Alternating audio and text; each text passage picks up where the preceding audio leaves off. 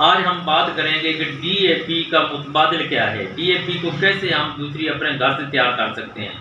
तो DAP आजकल जो बहुत बड़ी महंगाई हो चुकी है और केमिकल है, हम केमिकल से जान छुड़ाकर ऑर्गेनिक की तरफ आते हैं। तो ऑर्गेनिक में से हम DAP का मुतबादिल कौन कौन सी चीज़ें हैं जो हम अपने घर में बैठकर तैयार कर सकते हैं। उसके लिए मैं डॉक्टर साहब से अपना पहले वो तारुफ कराएंगे, फिर उनसे पूछते हैं। जी अस्सलाम वालेकुम। वालेकुम अस्सलाम वरहमतुल्लाहि वबरकातुहू। जी डॉक्टर साहब पहले अपना तारुफ कराएं, उसके बाद हम बहुत बहुत ਮਿਹਰਬਾਨੀ ਤੁਹਾਡੀ ਕਿ ਤੁਸੀਂ ਇਹ ਟਾਈਮ ਦਿੱਤਾ ਸਾਨੂੰ ਤੇ ਇਹ ਸਾਡੀ ਜਿਹੜੀ ਆਵਾਜ਼ ਆ ਚਲੋ ਜ਼ਿਮੀਂਦਾਰਾਂ ਤੱਕ ਪਹੁੰਚ ਗਈ ਤੇ ਜ਼ਿਮੀਂਦਾਰਾਂ ਕੋਲ ਪਹੁੰਚਾਉਣ ਦਾ ਤੁਸੀਂ ਸੋਰਸ ਬਣਦੇ ਜੇ। ਅੱਲਾਹ ਤਾਲਾ ਤੁਹਾਨੂੰ ਇਹਦਾ ਜਜ਼ਾ ਦੇ ਤੇ ਅੱਲਾਹ ਤਾਲਾ ਤੁਹਾਡੀ ਉਮਰ ਵੀ ਦਰਾਜ਼ ਕਰੇ ਤੇ ਤੁਹਾਨੂੰ ਹਸਨ ਜਜ਼ਾ ਦੇ और ऐसे काम करने की अल्लाह ताला आमीन बहुत तौफीक देवे। तो आजकल डॉक्टर साहब जो है ना अपना चल रहा है जो केमिकल खाते हैं, DAP है, बहुत बड़ी महंगी है जी, आम किसान के बस की बात ही नहीं है। तो इसका मुतबादिल जो हम घर में तैयार कर सकें वो क्या चीज़ है जिम्मेदार के पास? असल ਦੇ ਵਿੱਚ ਸਭ ਤੋਂ ਵੱਡੀ ਚੀਜ਼ ਇਹ ਆ ਕਿ ਸਾਡਾ ਜਿਹੜਾ ਜ਼ਿਮੀਂਦਾਰ ਹੈ ਨਾ ਉਹ ਬਣਦਾ ਬੜਾ ਆਪਣੇ ਆਪ ਦੇ ਵਿੱਚ ਚੁਸਤ ਚਲਾਕ ਹੁਸ਼ਿਆਰ ਬਹੁਤ ਸਾਰਾ ਬਣਦਾ, ਲੇਕਿਨ ਉਹਦੇ ਕੋਲ ਉਹਦੇ ਘਰ ਦੇ ਵਿੱਚ ਅੱਲਾਹ ਤਾਲਾ ਦੀ ਜ਼ਾਤ ਨੇ ਫੈਕਟਰੀਆਂ ਦਿੱਤੀਆਂ ਖਾਦ ਦੀਆਂ ਜਿਹਨੂੰ ਉਹ ਤਸਲੀਮ ਨਹੀਂ ਕਰ ਪਾਇਆ ਅੱਜ ਤੱਕ। ਔਰ ਮੈਂ ਪੂਰੇ ਦਾਅਵੇ ਦੇ ਨਾਲ ਕਹਿਣਾ ਕਿ ਜੇ ਜ਼ਿਮੀਂਦਾਰ ਉਹਨੂੰ ਤਸੱਵਰ ਕਰ ਲਵੇ ਕਿ ਇਹ ਜਿਹੜੀ ਫੈਕਟਰੀ ਰੱਬ ਨੇ ਦਿੱਤੀ ਆ ਇਹ 'ਤੇ ਗੌਰ ਕਰੇ, ਕਿਉਂਕਿ ਹੁਣ ਵੱਡੀ ਇਦਾਰੇ ਨਾ ਅਕਸਰ ਪਿੰਡਾਂ ਦੇ ਵਿੱਚ ਵੀ ਵੱਡੇ ਜਾਨਵਰ ਕਰਨੇ ਆ ਜਾਂ ਵੱਡਾ ਜਾਨਵਰ ਕੋਈ ਕਰਦੇ ਹੀ ਆ, ਅਤੇ ਅੱਲਾਹ ਤਾਲਾ ਦੀ ਜ਼ਾਤ ਨੇ 2 ਮੇਦੇ ਇਹਨੂੰ ਜਾਨਵਰ ਨੂੰ ਕਿਉਂ ਦੇ ਦਿੱਤੇ? ਸਾਨੂੰ ਸਾਰਿਆਂ ਨੂੰ 1 ਮੇਦਾ ਦਿੱਤਾ, ਇਹਨੂੰ 2 ਮੇਦੇ ਦਿੱਤੇ ਆ। 2 ਮੇਦਿਆਂ ਦੇ ਵਿੱਚ ਖੁਰਾਕ ਹਜ਼ਮ ਕਰਦਾ ਨਹੀਂ, ਦੂਜੇ ਦੇ ਵਿੱਚ ਉਹ ਖੁਰਾਕ ਨੂੰ ਹਜ਼ਮ ਕਰਨ ਵਾਸਤੇ ਬੈਕਟੀਰੀਆ ਪੈਦਾ ਕਰਦਾ। ਇਹ ਅੱਲਾਹ ਤਾਲਾ ਦੀ ਜ਼ਾਤ ਨੇ ਇੱਕ ਫੈਕਟਰੀ ਬਣਾਈ ਹੈ, ਇੱਕ ਤਸਲਸਲ ਬਣਾਇਆ ਵਾ ਜਿਹਨੂੰ ਅਸੀਂ ਪੱਤੇ ਵੀ ਆ ਇਹਨਾਂ ਤੋਂ ਵੀ ਅਸੀਂ ਖਾਦ ਬਣਾ ਸਕਦੇ ਹਾਂ। ਕੋਈ ਵੇਸਟ ਆ ਦੁਨੀਆ ਜਹਾਨ ਦੀ ਮਤਲਬ ਜਿਹੜੀ ਕਿ ਮੁਰਗੀ ਖਾਨੇ ਦੀ, ਕਿਉਂਕਿ ਮੈਂ ਮੁਖਤਲਿਫ ਸ਼ੂਗਰ ਮਿੱਲਾਂ ਦੇ ਵਿੱਚ ਖਾਦ ਤਿਆਰ ਕਰਦਾ। ਹੁਣ ਮੈਂ ਡਿਸਟਿਲਰੀਆਂ ਦੇ ਵਿੱਚ ਸ਼ੁਰੂ ਕਰ ਦਿੱਤੀ ਕਿਉਂਕਿ ਉਹਨਾਂ ਦੀ ਅੱਗੇ ਵੇਸਟ ਵਿਕਦੀ ਨਹੀਂ ਸੀਗੀ। ਜਦੋਂ ਦੀ ਮੈਂ ਖਾਦ ਬਣਾਉਣੀ ਸ਼ੁਰੂ ਕਰਤੀ ਉਹਨਾਂ ਦੀ ਇਹ ਵੇਸਟ ਵਿਕਣੀ ਮੱਡ ਜਿਹੜੀ ਹੈ ਨਾ ਵਿਕਣੀ ਸ਼ੁਰੂ ਹੋ ਗਈ। 5500 ਰੁਪਏ ਨੂੰ ਟਨ ਵਿਕਦੀ ਆ। ਅਤੇ ਮੈਂ ਜ਼ਿਮੀਂਦਾਰਾਂ ਵਾਸਤੇ ਫਿਰ ਮੈਂ ਉਹਨੂੰ ਹਟ ਕੇ ਅਤੇ ਮੈਂ ਹੁਣ ਡਿਸਟਿਲਰੀਆਂ 'ਤੇ ਸ਼ੁਰੂ ਹੋ ਗਿਆ। ਮਾਸ਼ਾਅੱਲਾ CCI ਇਹ ਕ੍ਰਿਸਟਲ ਕੈਮੀਕਲ ਇੰਡਸਟਰੀ ਦੇ ਵਿੱਚ ਪੂਰੀ ਵੇਸਟ ਨੂੰ ਮੈਂ ਉਹ ਬਣਾ ਕੇ ਮਾਲਕ ਵੀ ਨਹੀਂ ਸੀ ਮੰਨਦੇ, ਤਸਦੀਕ ਨਹੀਂ ਸੀ ਕਰਦੇ ਮਾਲਕ ਕਿ ਇਹ ਤੋਂ ਇਹ ਖਾਦ ਆ। ਉਹਨਾਂ ਨੂੰ ਮੈਂ ਦੱਸ ਦਿੱਤਾ, ਉਹਨਾਂ ਨੇ ਸਾਬਤ ਕਰਕੇ ਦੱਸ ਦਿੱਤਾ ਕਿ ਇਹ ਤੋਂ ਪੌਦੇ ਖਰਾਬ ਨਹੀਂ ਹੁੰਦੇ, ਜਾਨਵਰ ਇਹਦੇ ਨਾਲ ਮਰਦੇ ਨਹੀਂ ਹੈਗੇ, ਇਹ ਖੁਰਾਕ ਆ। ਜ਼ਿਮੀਂਦਾਰਾਂ ਦੇ ਨਾਲ ਇਹ ਬਹੁਤ ਵੱਡੀ ਜ਼ਿਆਦਤੀ ਹੋ ਰਹੀ ਆ। ਜ਼ਿਮੀਂਦਾਰ ਖੁਦ ਵੀ ਆਪਣੇ ਆਪ ਨਾਲ ਜ਼ਿਆਦਤੀ ਕਰ ਰਿਹਾ, ਜਿੱਥੇ ਜਿੱਥੇ ਡਿਸਟਿਲਰੀ ਹੈਗੀ ਉਹਦੀ ਵੇਸਟ ਚੁੱਕ ਕੇ ਇਸਤੇਮਾਲ ਕਰਕੇ ਵੇਖੇ, ਲੇਕਿਨ ਮੈਨੂੰ ਦੱਸੇ ਵੀ ਮੈਂ ਕਿਸ ਤਰੀਕੇ ਦੇ ਨਾਲ ਉਹਨੂੰ ਦੱਸਦਾ ਵੀ ਕਿਸ ਤਰੀਕੇ ਨਾਲ ਉਹਨੂੰ ਮੇਨਟੇਨ ਕਰ ਸਕਦਾ। ਉਹਨੂੰ ਗੋਬਰ ਨਾਲ ਰਲਾ ਕੇ ਮਿਕਸ ਕਰ ਦੇਵੇ, ਉਹਨੂੰ ਹੋਰ ਕੋਈ ਚੀਜ਼ ਦੀ ਪਾਉਣ ਦੀ ਜ਼ਰੂਰਤ ਨਹੀਂ। ਫਿਰ ਕਿ ਸਭ ਤੋਂ ਵੱਡੀ ਗੱਲ ਇਹ ਆ ਜਿਹੜਾ ਉਹਦੇ ਕੋਲ ਗੋਬਰ ਪਿਆ ਇਹਨੂੰ ਉਹ ਖਾਦ ਸਮਝੇ। ਇਹਦੇ ਵਿੱਚ ਪੋਟਾਸ਼ ਕਿੰਨੀ ਆ, ਇਹ 2 ਟਨ ਪਾ ਲਵੇ, 2 ਟਨ ਗੋਬਰ ਪਾ ਲਵੇ। ਜਿਸ ਤਰੀਕੇ ਨਾਲ ਅਸੀਂ ਦੱਸਦੇ ਹਾਂ ਬਾਇਓ ਕੰਪੋਜ਼ ਦੇ ਨਾਲ ਉਹਨੂੰ ਕੰਪੋਜ਼ ਕਰਕੇ ਪਾ ਲਵੇ, ਉਹਨੂੰ ਕੋਈ ਖੁਰਾਕ ਪਾਉਣ ਦੀ ਜ਼ਰੂਰਤ ਨਹੀਂ, ਨਾ ਫਾਸਫੋਰਸ ਵਾਲੀ ਨਾ ਉਹ ਦੂਜੀ। ਮਜ਼ੇਦਾਰੀ ਦੀ ਬਾਤ ਇਹ ਜਿੰਨੇ ਦਾ ਉਹਨੇ ਬਣਾਉਣ ਦਾ ਕਿਆ ਤਰੀਕਾ ਸਰ ਜੀ ਆਸਾਨ ਤਰੀਕਾ ਵਾ, ਉਹ ਆਸਾਨ ਤਰੀਕਾ ਦੱਸਾਂਗੇ ਇਨਸ਼ਾਅੱਲਾ ਤਾਲਾ। ਉਹਦੇ ਵਿੱਚ ਇਹ ਆ ਕਿ ਜੇ ਪਾ ਲਏਗਾ ਸਭ ਤੋਂ ਵੱਡੀ ਗੱਲ ਇਹ ਉਹਦੀਆਂ ਬਿਮਾਰੀਆਂ ਇੰਨੀਆਂ ਘੱਟ ਜਾਣਗੀਆਂ, ਉਹਦੀਆਂ ਜਿਸਮਾਨੀ ਉਸ ਬੰਦੇ ਦੀਆਂ ਜਿਸਮਾਨੀ ਬਿਮਾਰੀਆਂ ਜਿਹੜੀਆਂ ਉਹ ਤੋਂ ਪੌਦੇ ਤੋਂ ਖਾਏਗਾ ਨਾ ਉਹਦੀਆਂ ਇੰਨੀਆਂ ਘੱਟ ਜਾਣਗੀਆਂ, ਉਹ ਬਹੁਤ ਸਾਰਾ ਪੈਸਾ ਉਹਦਾ ਜਿਹੜਾ ਬਚਤ ਹੋਣ ਲੱਗ ਪਏਗੀ ਬਿਮਾਰੀਆਂ ਤੋਂ। ਅਤੇ ਬਣਾਉਣ ਦਾ ਤਰੀਕੇਕਾਰ ਇਹ ਆ ਕਿ ਇੱਕ ਦੇਖੋ ਗੋਬਰ ਕੀਤਾ ਨਾ ਕੀ ਫਲਾਣਾ ਉਹ ਫਲਾਣਾ ਗੋਬਰ ਵਰਗਾ, ਉਹਨੂੰ ਗੋਬਰ ਨੂੰ ਖਰਾਬ ਕਰਨਾ ਵਾ। ਕਿੱਦਾਂ ਕਰਨਾ ਵਾ? ਤੁਸੀਂ ਉਹ ਜਿੱਦਾਂ ਕਰਕੇ ਪਾ ਲਓਗੇ ਸਾਦੇ ਜਿਹੇ ਲਫ਼ਜ਼ਾਂ ਦੇ ਵਿੱਚ ਉਹਨੂੰ ਖਰਾਬ ਕਰਨਾ ਵਾ। ਉਹਨੂੰ ਖਰਾਬ ਕਰ ਲਓ, ਉਹਦੀ ਸ਼ਕਲ ਬਦਲ ਲਓ, ਉਹ ਪਾਣੀ ਦੇ ਵਿੱਚ ਹੱਲ ਹੋ ਜਾਵੇ। ਜਿੰਨਾ ਪਾਣੀ ਦੇ ਵਿੱਚ ਹੱਲ ਹੋ ਜਾਏਗਾ ਉਹ ਲੱਗ ਜਾਏਗਾ। ਕੁਛ ਵੀ ਨਾ ਕਰੇ, ਉਸੇ ਗੋਬਰ ਨੂੰ ਚੁੱਕ ਕੇ ਪਾਣੀ ਦੇ ਵਿੱਚ ਪਾਈ ਜਾਵੇ, ਹੋਰ ਕੁਛ ਵੀ ਨਾ ਕਰੇ, ਔਰ ਪਾਣੀ ਦੇ ਵਿੱਚ ਗਲਦਾ ਰਹੇ, ਉਹਨੂੰ ਪਾਈ ਜਾਵੇ।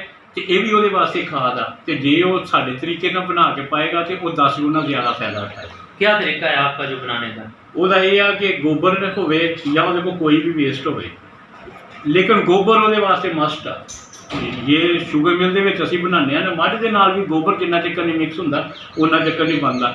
ਉਹਨਾਂ ਚੱਕਰ ਗੈਸ ਪਲਾਂਟ ਕੋਈ ਵੀ ਆ, ਜਿੱਦਾਂ ਡਿਸਟਿਲਰੀਆਂ ਦੇ ਵਿੱਚ ਗੈਸ ਪਲਾਂਟ ਚੱਲਦੇ ਉਹਦੇ ਵਿੱਚ ਵੀ ਗੋਬਰ ਪਹਿਲੇ ਪਾਉਣਾ ਪੈਂਦਾ, ਫਿਰ ਉਹਦੇ ਵਿੱਚ ਗੈਸ ਬਣਦੀ, ਉਹਦੇ ਨਾਲ ਪੂਰੀ ਮਿਲ ਜਿਹੜੀ ਉਹਦੇ ਨਾਲ ਚੱਲਦੀ ਹੈ ਉਸ ਗੈਸ ਨਾਲ। ਤੇ ਇਸ ਕਰਕੇ ਗੋਬਰ ਜਿਹੜਾ ਨਾ, ਗੋਬਰ ਤੋਂ ਇਹ ਖਾਦ ਬੜੀ ਅੱਛੀ ਬਣ ਸਕਦੀ ਆ। ਉਹਦੇ ਨਾਲ ਇਹ ਆ ਕਿ ਗੋਬਰ ਦੇ ਉੱਤੇ ਨਾ ਮੁਖਤਲਿਫ ਟਾਈਮਾਂ ਦੇ ਵਿੱਚ ਬੈਕਟੀਰੀਆ ਪਾਇਆ ਜਾਵੇ, ਬੈਕਟੀਰੀਆ ਪਾ ਕੇ ਤੇ ਉਹਨੂੰ ਹਿਲਾਇਆ ਜਾਵੇ। ਲੱਸੀ ਉਹਦੇ ਘਰ ਦੀ ਆ, ਲੱਸੀ ਜਿਹੜੀ ਆ ਰੱਖ ਕੇ ਤੇ ਉਹਨੂੰ ਨਾ ਬੇਹੀ ਕਰ ਲਵੇ, ਉਹਦੇ ਵਿੱਚੋਂ ਗ੍ਰੇ ਰੰਗ ਦਾ ਪਾਣੀ ਕੱਢ ਕੇ ਉਹ ਇਹਦੇ ਨਾਲ ਬੈਕਟੀਰੀਆ ਦੇ ਨਾਲ ਮਿਕਸ ਕਰ ਕਰਕੇ ਤੇ ਉਹਦੇ ਉੱਤੇ ਪਾਵੇ। तो ये यानी कि बहुत सस्ता या कम नहीं आप बता रहे हैं कि एक जो गोबर की एक ढेरी लगा दी जाए, इकट्ठा किया जाए, ट्रैक्टर से किया जाए या जिस साल से किया जाए, मर्जी उसके ऊपर कितना बायो आप डालना है, ਉਹਦੇ ਉੱਤੇ ਬਾਇਓ ਆਪ ਇੰਨਾ ਡਾਲਣਾ ਕੋਈ 60-65% ਉਹਦੇ ਵਿੱਚ ਨਮੀ ਆ ਜਾਵੇ। 60-65 ਹਾਂਜੀ, ਉਹਨੂੰ ਕਹਿੰਦੇ ਆ ਬਹੁਤ ਸਾਰੇ ਤੁਹਾਨੂੰ ਸਾਇੰਟਿਸਟ ਬਹੁਤ ਸਾਰੇ ਤੁਹਾਨੂੰ ਡਾਕਟਰ ਇਧਰ ਆ ਕਹਿਣਗੇ ਇਹਨੂੰ ਉੱਤੋਂ ਢੱਕੋ, ਉਹਨੂੰ ਢੱਕਣ ਦੀ ਕੋਈ ਜ਼ਰੂਰਤ ਨਹੀਂ, ਉਹਦੇ ਉੱਤੇ ਗੋਬਰ ਸੁੱਟ ਦਿਓ, ਹੋਰ ਸੁੱਟ ਦਿਓ, ਬੜੀ ਕਸ ਕੀਤਾ ਇੰਨਾ ਗੋਬਰ ਜਿਹੜਾ ਤੁਹਾਡਾ ਉਹਦੇ ਵਿੱਚ ਬੈਕਟੀਰੀਆ ਨਹੀਂ ਬਣੇਗਾ, ਬਾਕੀ ਦੇ ਵਿੱਚ ਬੈਕਟੀਰੀਆ ਬਣ ਜਾਏਗਾ। ਉੱਤੋਂ ਉੱਤੋਂ ਲਾ ਲਓ ਉਹਨੂੰ, ਮੁੜ ਕੇ ਫਿਰ ਇਸਤੇਮਾਲ ਕਰ ਲਓ, ਥੱਲੇ ਵਾਲੇ ਨੂੰ ਇਸਤੇਮਾਲ ਕਰ ਲਓ, ਉੱਤੇ ਵਾਲੇ ਨੂੰ ਫਿਰ ਬਣਾ ਲਓ, ਫਿਰ ਬਾਰ-ਬਾਰ ਬਣਾ ਲਓ, ਉਹਨੂੰ ਕੋਈ ਨਹੀਂ ਢੱਕਣੇ ਦੀ ਕੋਈ ਜ਼ਰੂਰਤ ਨਹੀਂ, ਕੋਈ ਛਾਪਰ ਦੇने की कोई जरूरत नहीं। ਹੁਣ ਇਦਾਂ ਇਹ ਆ ਕਿੰਨੇ ਦਿਨ ਮੈਂ ਤਿਆਰ ਹੋ ਜਾਏਗਾ, ਗਰਮੀ ਦੇ ਵਿੱਚ ਛਾਵੇਂ ਰੱਖ ਲਵੇ, ਕਿੰਨੇ ਦਿਨ ਤਿਆਰ ਹੋ ਇਹ ਜਿਹੜੀ ਗਰਮੀ ਪੈ ਰਹੀ ਹੈ ਨੇ ਇਹਦੇ ਵਿੱਚ 15 ਤੋਂ 20 ਦਿਨਾਂ ਦੇ ਵਿੱਚ ਆ 15 ਤੋਂ 20 ਦਿਨਾਂ ਦੇ ਵਿੱਚ ਕਮ ਅਜ਼ ਕਮ ਉਹਨੂੰ 3 ਜਾਂ 4 ਵਾਰੀ ਉਹਨੂੰ ਖੋਲਣਾ ਚਾਹੀਦਾ। ਅੱਛਾ ਜੀ, ਕਿਉਂਕਿ ਜ਼ਿਆਦਾ ਹੀਟ ਹੋ ਜਾਏਗੀ ਤੇ ਬੈਕਟੀਰੀਆ ਮਰ ਜਾਏਗਾ। हाँ अलबत्ता ज़्यादा बेहतर है कि फास्फोरस वाला नाइट्रोजन वाला सारे बैक्टीरिया इकट्ठे लैके करे तो तद भी हो जाएगा। जे वो इकट्ठे लैके नहीं करना चाहता, दूर हैगा वा, तो जिमीदार खुद अपने आप साढ़े नाल टैलीफोन पर राबता कर ले, उन्हें दसांगे कि लस्सी के उत्तों ही ना शीरा भी डालना है, शीरा भी डाल देवे, जे है तो गुड़ डाल देवे, ना होवे तो साढ़े नाल टैलीफोन से राबता करे, उन्होंने असीं दस देवांगे भी कि फलानी जगह के उत्ते जे हैगा तो तूं वो ਇਹ 2 चीज़ां या 3 चीज़ां मिला के आपस ਦੇ ਵਿੱਚ ਇਹਨੂੰ ਇੰਨੇ ਦਿਨ ਰੱਖ ਲੈ, 7 ਦਿਨ ਰੱਖ ਲੈ, 7 ਦਿਨਾਂ ਰੱਖਣ ਤੋਂ ਬਾਅਦ ਇਹਦੇ ਉੱਤੇ ਅਪਲਾਈ ਕਰ ਦੇ, ਫਿਰ 7 ਦਿਨਾਂ ਬਾਅਦ ਇਹਨੂੰ ਅਪਲਾਈ ਕਰਦੇ ਨਾਲੇ ਹਿਲਾ ਦੇ, ਫਿਰ ਇਦਾਂ 7 ਦਿਨਾਂ ਬਾਅਦ ਰੱਖ ਦੇ, ਫਿਰ 21 ਦਿਨਾਂ ਬਾਅਦ ਉਹਦਾ 22 ਦਿਨਾਂ ਬਾਅਦ ਤਿਆਰ। ਤੇ ਕਿੰਨੀ ਕੁਆਂਟੀਟੀ ਚ ਏਕੜ ਚ डालनी है?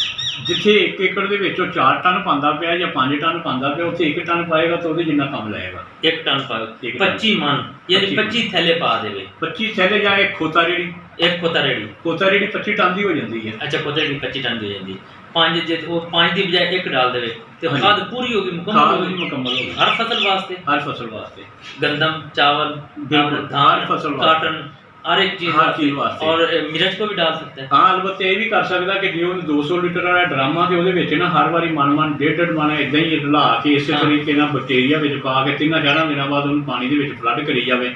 ਅਸਲ ਦੇ ਵਿੱਚ ਜਿਹੜੀ ਚੀਜ਼ ਹੈ ਨਾ ਪੌਦੇ ਨੂੰ ਜਿਹੜੀ ਲੱਗਦੀ ਹੈ ਉਹ ਜਿਹੜੀ ਪਾਣੀ ਦੇ ਵਿੱਚ ਹੱਲ ਹੋ ਜਾਂਦੀ ਹੈ ਨਾ, ਚਾਹੇ ਉਹਨੂੰ ਗੋਬਰ ਨੂੰ ਹੱਲ ਕਰ ਲਓ, ਫਾਸਫੋਰਸ ਨੂੰ ਕਰ ਲਓ, ਨਾਈਟ੍ਰੋਜਨ ਨੂੰ ਕਰ ਲਓ, ਇਸੇ ਕਰਕੇ ਫਾਸਫੋਰਸ अगर फसल खड़ी है, धान खड़ा है, उसमें छट्टा दे दे, छट्टा दे। अच्छा, गंदम खड़ी अगर पहले नहीं डाल सका बाद में छट्टा दे, अगर जमीन जैसे तैयारी कर रहे हैं उस वक्त भी इसको डाल सकते हैं, उस वक्त भी पा सकता।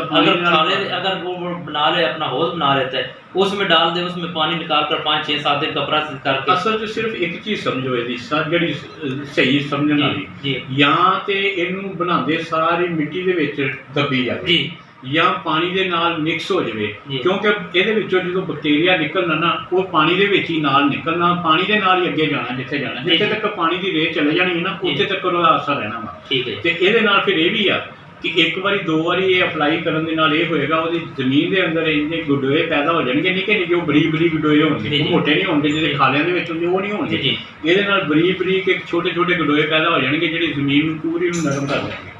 ਉਹਨੇ ਹੋਮੀ ਐਸਿਡ ਪਾਉਣ ਦੀ ਜ਼ਰੂਰਤ नहीं, उन्हें कोई खुराक पाने की या खाद पाने की ज़रूरत नहीं। जी ये थे डॉक्टर ताहिर मोहम्मद साहब जो आपको बता रहे थे, बहुत सादा सा तरीका है जो अपने घर में या गोबर के ज़रिए से तैयार कर लें।